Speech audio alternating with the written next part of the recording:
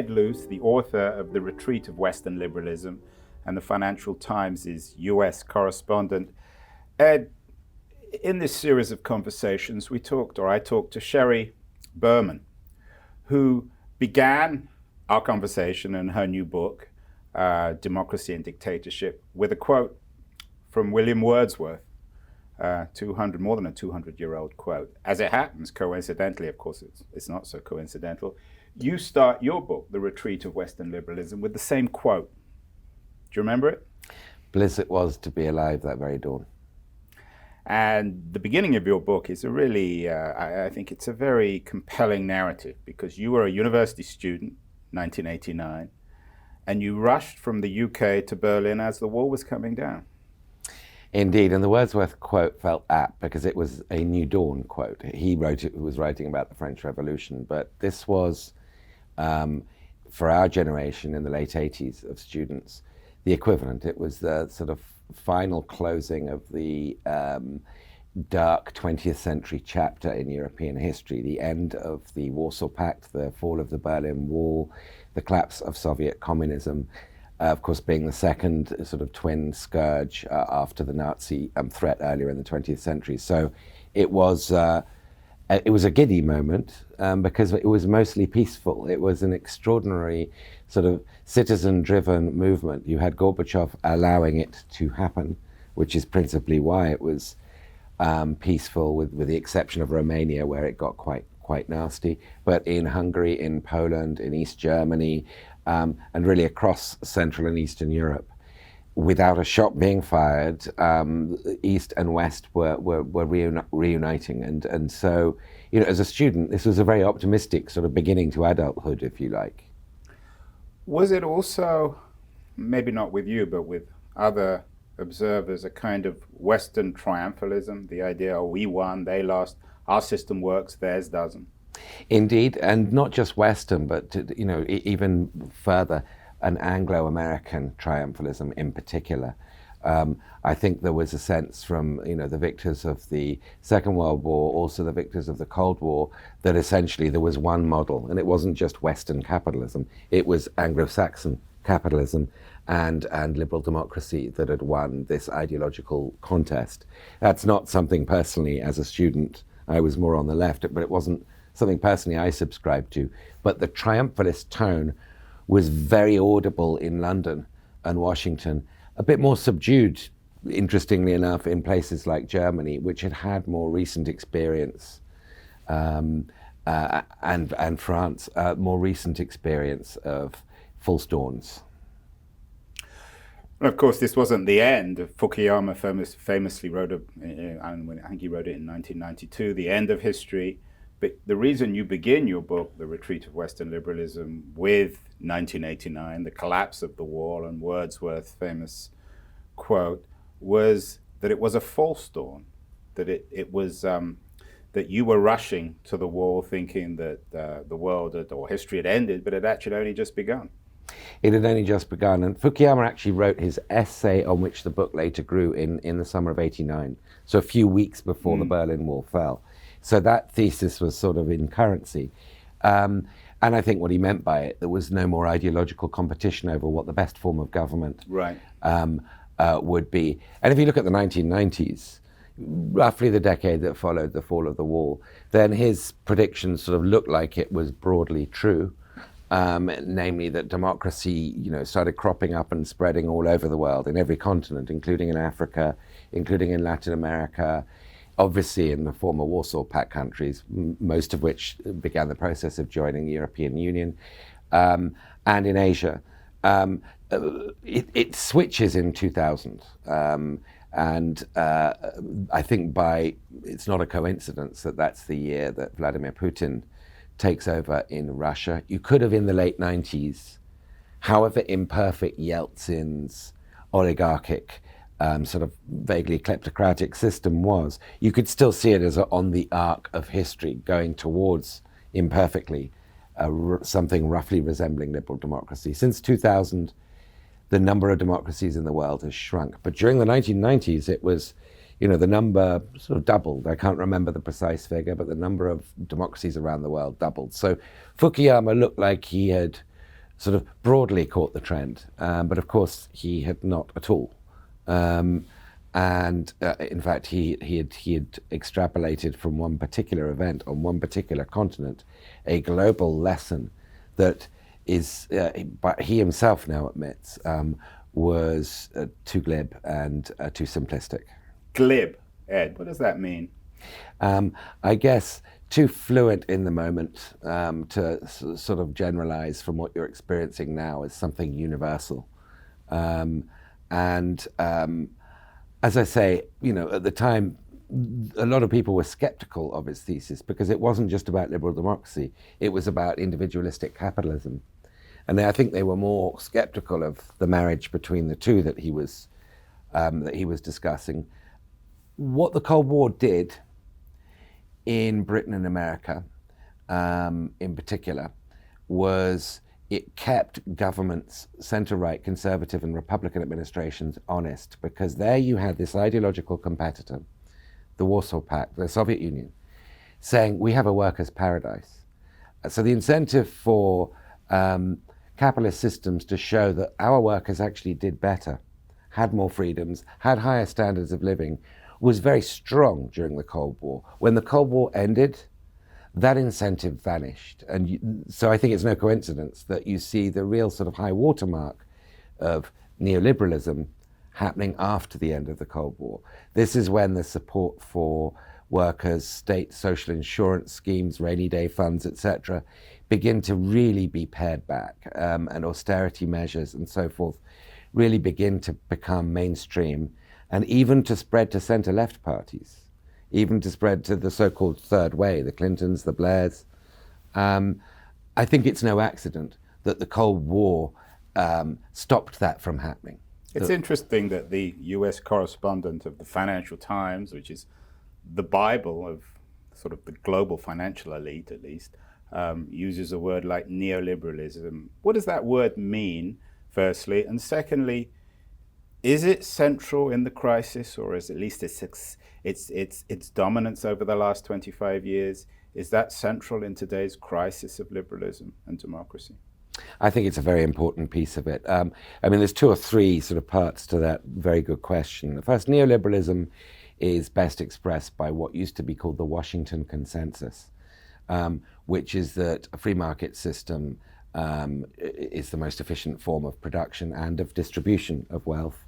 That the state should play a very minimal role, that globalization and free trade are the production machines of the future, and that capital controls are a thing of the past. And so there are various sort of almost theological aspects to the Washington Consensus that came crashing down in 2008 with the financial crisis. And I think what had happened in the build-up to that was because money was so cheap, interest rates were so low, a lot of the working classes, a lot of the blue-collar and former blue-collar, what we now think of as the precariat, didn't realize how poor they were because they could just borrow very, very cheaply. They could keep up with the Joneses, if you like, through almost free money, or what seemed to them at the time to be free money. What, credit cards and mortgages, basically? Credit cards and mortgages, auto loans, etc. And then the small print kicked in after 2008. And we, in the famous phrase of Warren Buffett, we realized when the tide went out how many people had been swimming naked. And a lot of people had been swimming naked, and a lot of them are still naked. 11 years on from the Lehman Brothers crisis, large chunks of the Western populations, not just in the United States, but across Western Europe, are poorer today than they were in 2007 at the end of the last full business cycle. So neoliberalism, for want of a better term, and I appreciate there are certain Marxian connotations to neoliberalism that I don't mean.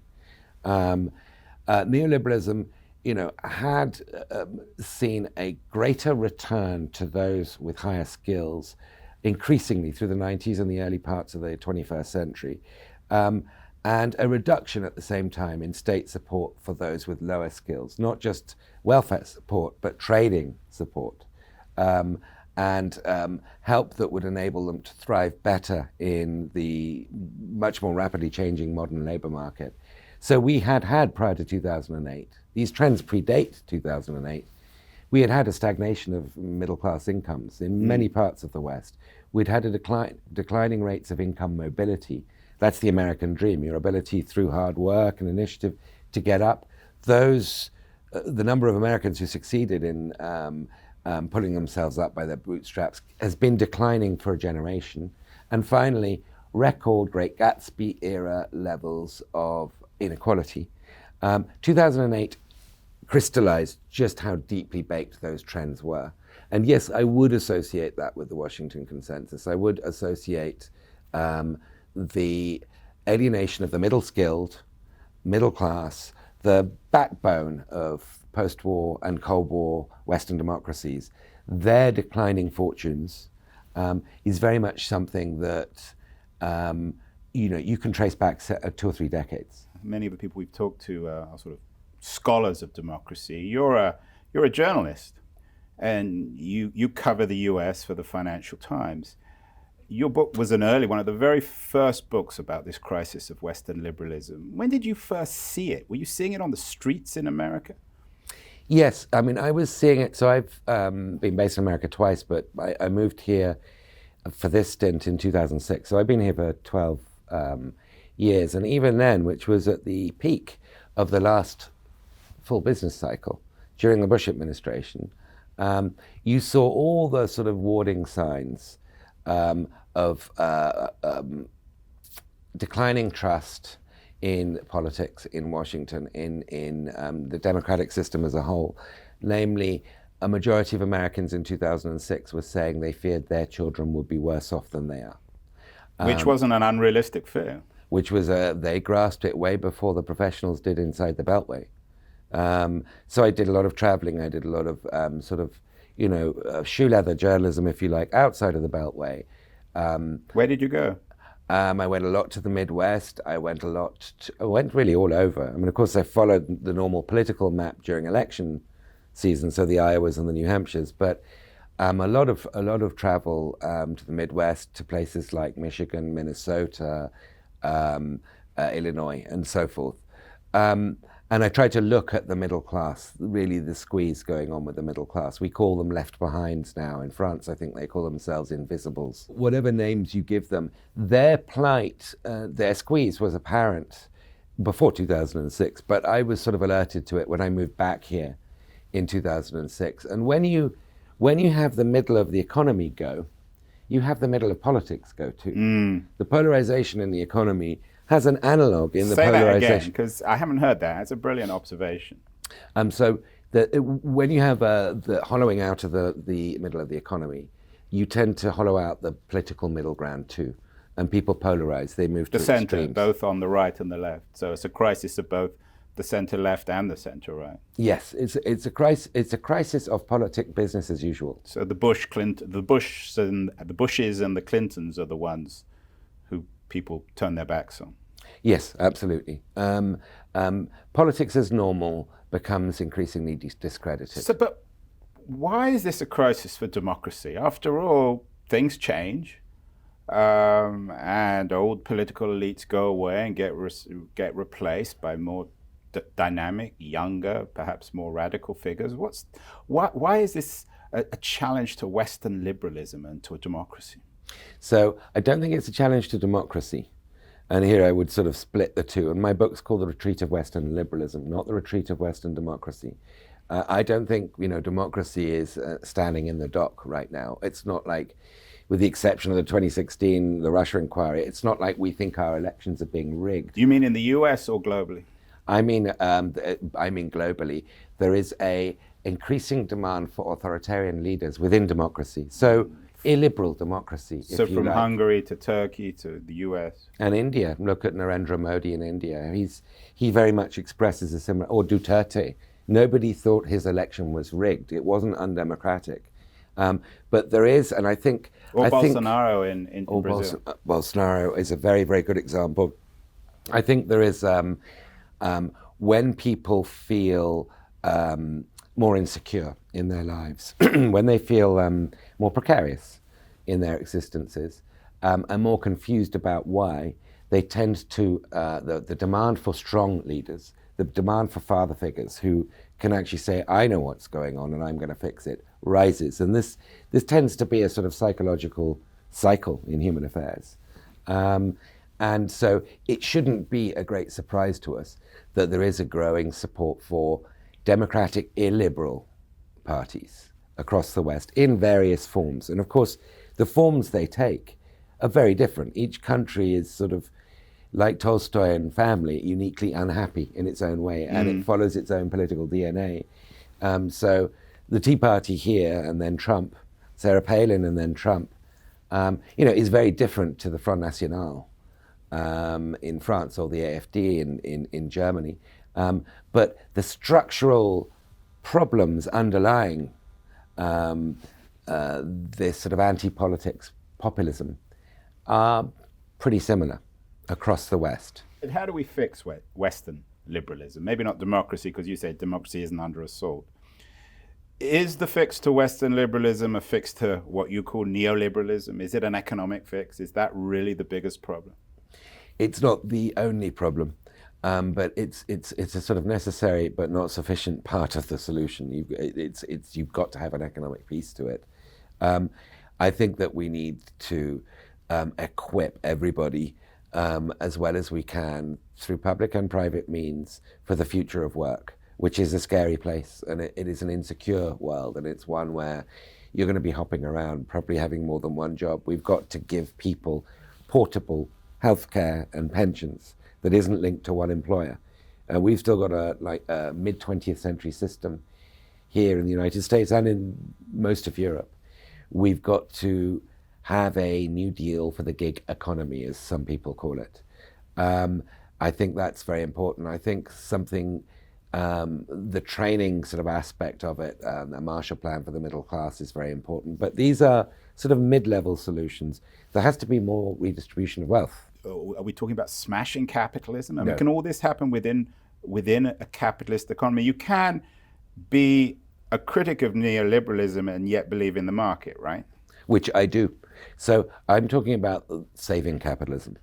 I'm talking about the price we must pay for social peace. I think a really good example is Saab, the Swedish car manufacturer, was allowed to go bankrupt. Detroit couldn't be allowed to go bankrupt because the people working for GM and Ford and so forth had nowhere to go if they lost their job.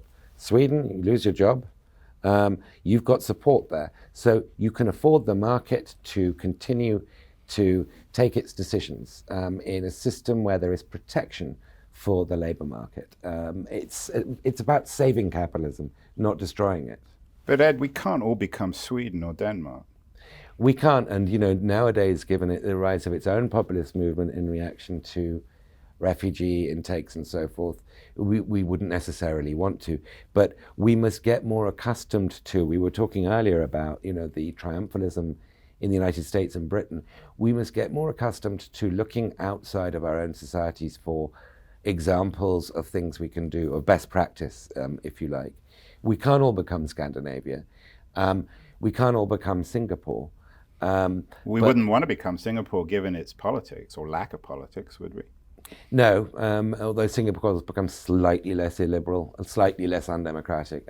But yes, you're right. That's not the political model that could possibly work in the West. But we have to think of radical solutions to save capitalism from itself. And I think that the price of social peace is one way of thinking about this. So is the solution Bernie or Corbyn, or is there potentially a more centrist solution than Sanders or the English Labour Party? I certainly wouldn't be advocating for Jeremy Corbyn government in Britain. I think there's sort of a very outdated and completely inefficient 1970s sort of socialist worldview there of spending huge amounts of scarce public resources, nationalising the railways and so forth. But sorry to interrupt, but isn't the problem, the reason why Corbyn is so popular, because there isn't an alternative, or there doesn't appear to be one? He certainly fits that category. He's providing an alternative. So where is the alternative? Is it Macron? No, I don't think Macron. I think Macron was a very good campaigner. But, as they say, you campaign in poetry and you govern in prose, and he's not been too good at the prose bit of this. He had a very wide but very shallow mandate, and managed, in spite of being an insider, to present himself as an outsider, which is sort of Obama-esque. It's quite clever, but not a brilliant sort of remedy for the deeper problems in France. If you want me to name a party or an individual, that's quite hard to do. I certainly... Perhaps because there isn't one. Well, I mean, I don't think Bernie Sanders would make a brilliant president, no. Some parts of his program are good, and I think Medicare for all, I think good healthcare for all Americans is an essential part of any system that's going to regain people's trust and faith in the system. It's easy for me to say. The politics of getting there is quite difficult. So I wouldn't reject everything Bernie says, but I don't think that he's the kind of figure who's going to sort of turn things around in the United States. So Ed, you see things early. You're out on the street. You're a journalist. Will this solution come? Will this sort of humane alternative to neoliberalism still within market capitalism, might it come from a charismatic leader rather than a sort of a policy wonk, an Elizabeth Warren? Yeah, it has to. I mean, the problem is you can't legislate for leadership. I mean, you have to have somebody very talented emerging, particularly in a presidential system like the United States. Like Obama, but Obama with muscle, I mean, ideological muscle. Yeah, and Obama with, I mean, I have to say, I think the younger Bill Clinton would have been better at explaining the economics and being fluent with that rather in today's world than maybe Obama. But yes, you need somebody of Obama's talent and persuasiveness to be able to cobble together a coalition that to defeat Donald Trump in 2020 and to defeat the Republican Party on Capitol Hill. And I have to say, although I'm supposedly a neutral journalist, I am a columnist, so I'm allowed to be biased here. The Republican Party is very much part of the problem. None of these solutions are possible unless it's defeated in its current form. So the Republicans are simultaneously embracing neoliberalism and populism. It's what my colleague Martin Wolf calls Pluto-populism, is you fake, you sort of bait and switch as if you're with the people. But when you're in office, you line the pockets of the elites. And you're pessimistic or optimistic about 2020 in 2 years coming up with an alternative, one that will help save Western liberalism? Because America is always so influential in these things. It's not just one country. Absolutely. I think that 2020 is the most important election of our lifetimes. I think if Trump, we always hear that, Ed, though. Every election. This is true. This is true. If Trump is re-elected, it is 3 times more important, 5 times more important than his first election. All the doubts that we had in America, but also around the world about whether this was an aberration, a Russian job, Jim Comey screwing up in the last few days, all of those doubts would be laid to rest, that America will have confirmed, no, this is open-eyed, explicitly embracing a radical change of course of Trumpism. And after all, everything it knows about Trump, I don't think you can overstate the bombshell that would drop on our idea of America and America's idea of itself. Am I optimistic that won't happen? It's 50-50 like any presidential election, but unlike all the others, the consequences of it going one way or the other are hugely disparate. Gore could have won in 2000 or Bush, or Bush Sr. could have been re-elected in 92 and not Clinton. There would have been differences, but not anti-system differences. Trump being re-elected, 50-50, but it would be an extraordinary moment, I think, in our lifetimes, and a negative one. It would kind of be the reverse side of the fall of the Berlin Wall.